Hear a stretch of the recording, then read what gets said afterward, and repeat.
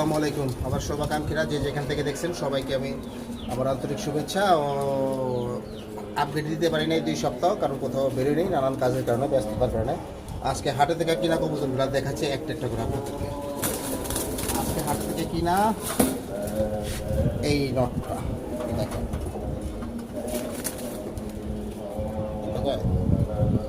একটা দুইটা, একটা মাদি কবুতর,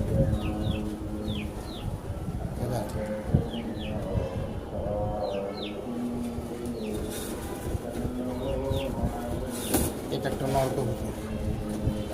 সাইজটা মাশাআল্লাহ হাটে থেকে কিনে দেখেন প্রায় শকুনের মতো দেখতে, হাটে থেকে একদম শকুন।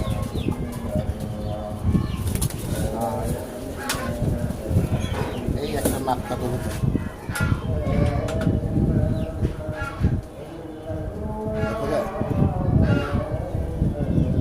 চারটা।